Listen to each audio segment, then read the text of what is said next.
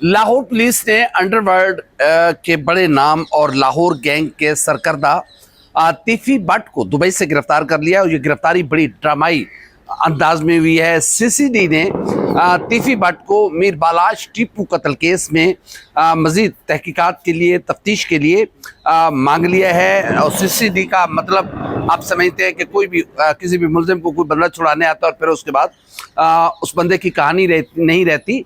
कहानियों में ये सारा ड्रामा कैसे हुआ, ये सारी कहानी कैसे हुई और कितनों में अब मामला तय करने की कोशिश की जा रही है। जो इस वक्त मार्केट में अवेलेबल इंफॉर्मेशन है, जो इतलात हैं, जो गॉसिप्स हैं, उस पर आज हम आपके सामने बड़े अहम हकायक रखने जा रहे हैं। तीफी भट्ट एक अरसे से मुल्क से बाहर है और वो लंदन में मुकीम थे।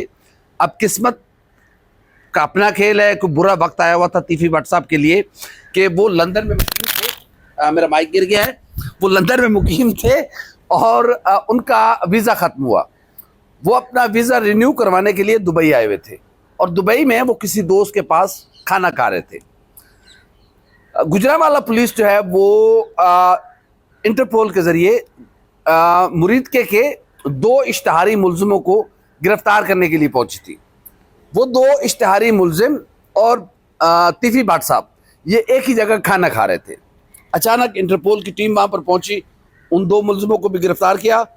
तो एक डीएसपी हैं साहब हैं जावेद वार, उनकी नज़र पड़ी। उन्होंने कहा ए बंदा तीफी भट्ट लग रहा। उन्होंने फिर तीफी भट्ट साहब के गिर्द भी घेरा तंग कर लिया। तीफी भट्ट साहब को भी गिरफ्तार कर लिया गया। अब ये कहा जा रहा है कि शायद तीफी भट्ट साहब को आज कल परसों में किसी भी वक्त उन्हें पाकिस्तान लाया जाएगा, लाहौर उनको मुंतकिल किया जाएगा। तीफी भट्ट पर एक तो जाहिर है लाहौर गैंग वार एक बड़ी गैंग वार है और अब तीफी भट्ट का नाम थोड़ा अंडरवर्ल्ड के मामलात में भी आता था। तो इसलिए मीर बालाज टीपू एक नौजवान, टीपू ट्रक्का वाला का बेटा था, भैया ट्रक्का वाला का वो पोता था और नौजवान था।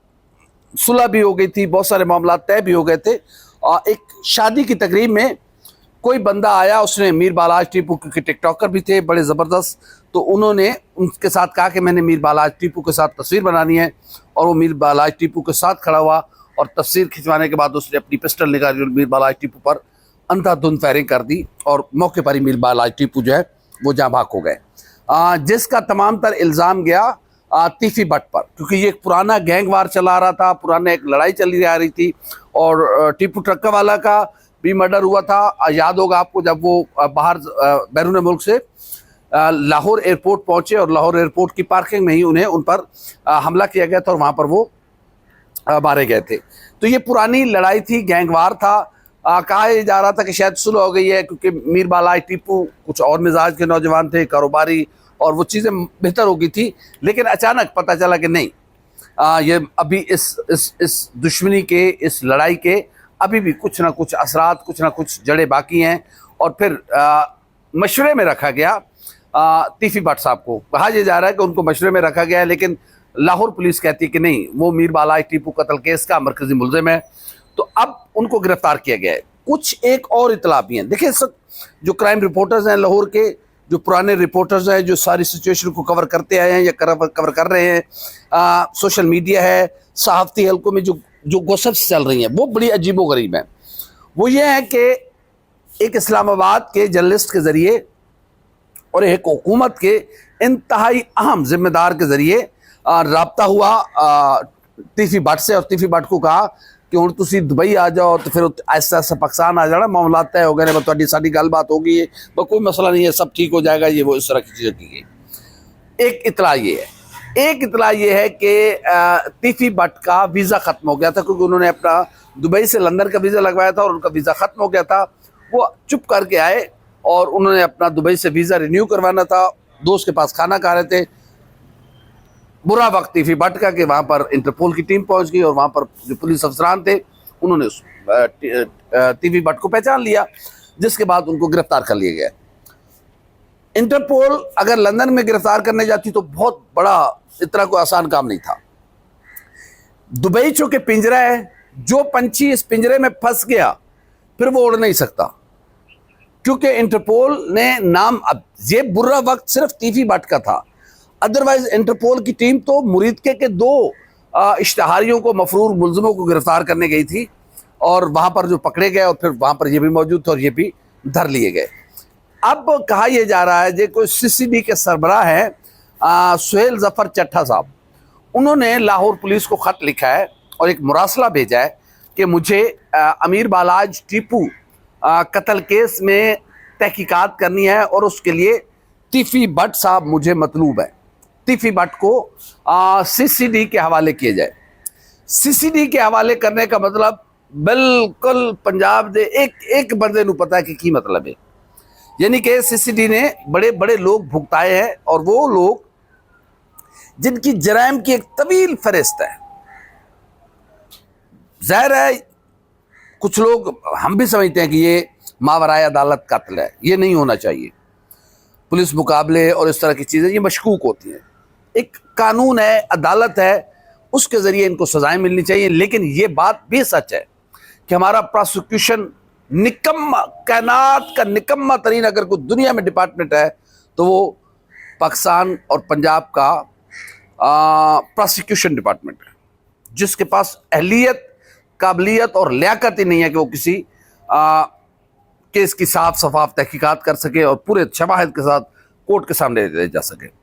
अगर कोई चीज़ कोर्ट के सामने पहुंच भी जाए तो हमारी अदलिया में इतना दमखम नहीं है, हमारे जजों के घुटनों में इतना दमखम नहीं है कि वो ऐन अदल के मुताबिक फैसले करें।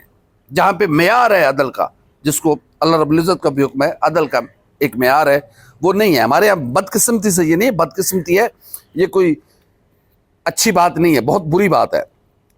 इसलिए कुछ लोग समझते हैं कि सीसीडी जो कर रही है वो बिल्कुल ठीक कर रही है। आपने पिछले दिनों देखा होगा कि एक नौजवान ने राह चलती खवातीन को छेड़ा और इंतहाई घटिया और ओछी हरकत की। माएँ बहनें बेटियां सबकी सांझी होती हैं, लेकिन फिर उसी नौजवान को गिरफ्तार किया गया और उसके नेफे में गोली चल गई। फिर आगे मामला समझते हैं आप।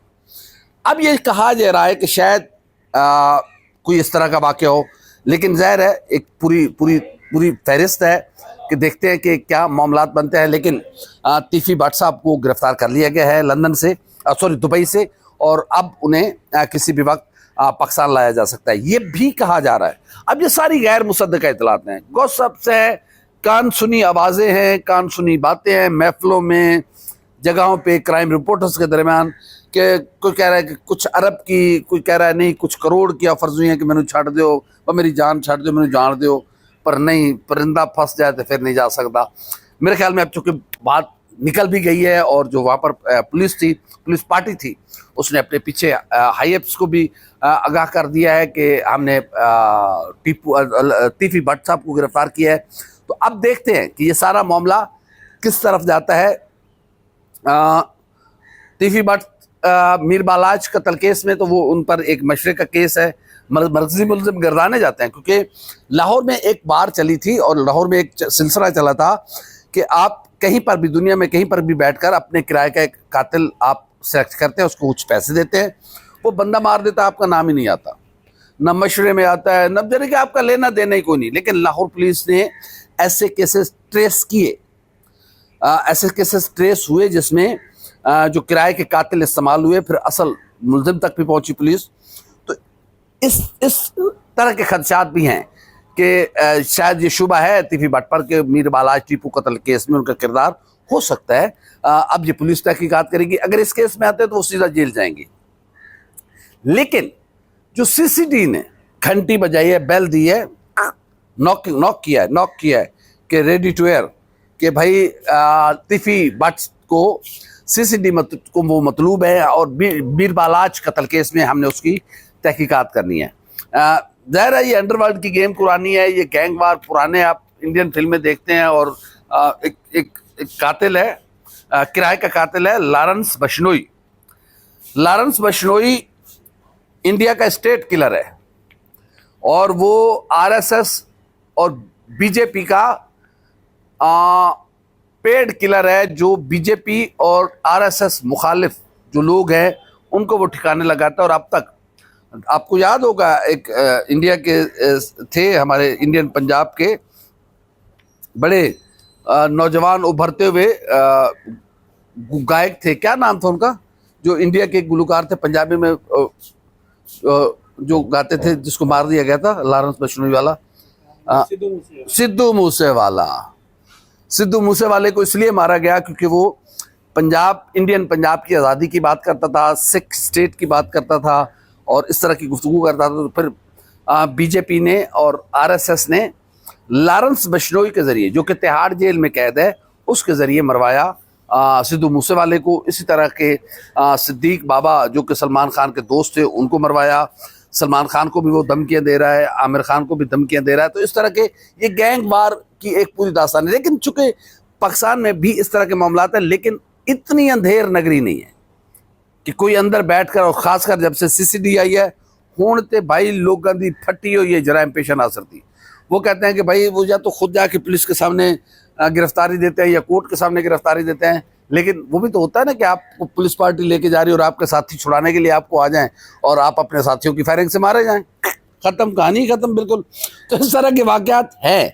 बहरहाल जराइम का खात्मा होना चाहिए, रूल ऑफ लॉ होना चाहिए, स्टेट की रेट होनी चाहिए, और ये खून बहा जो है, ये जगह जगह खून के जो छींटे हैं बेगुनाह इंसानों के, और ये गैंग्स जो हैं, इनका खात्मा होना चाहिए, रूल ऑफ लॉ होना चाहिए, मुआशरा पुरअमन होना चाहिए, लोगों को अपनी इज़्ज़त नफ्स, अपनी ज़िंदगी, अपनी माल, अपनी इज़्ज़तों का तहफ़्फ़ुज़ होना चाहिए। और देखते हैं कि मीर बालाज टीपू कत्ल केस में टीफी भट्ट का क्या अंजाम होता है। टीफी भट्ट को अब पुलिस ने गिरफ्तार कर लिया है और किसी भी वक्त उनको लाहौर मुंतकिल कर दिया गया है। अब असल सवाल ये है कि क्या टीफी भट्ट को सीसीडी के हवाले किया जाएगा या नहीं किया जाएगा। किया जाएगा तो फिर क्या होगा, वही होगा जो सबको मालूम है। हमारी वीडियो आपको कैसे लगी, लाइक करें, कमेंट करें, सब्सक्राइब करें, बेल आइकन को बटन दबाएं ताकि जब भी हमारी वीडियो सबसे पहले आप तक पहुंचे। अल्लाह हाफ़िज़।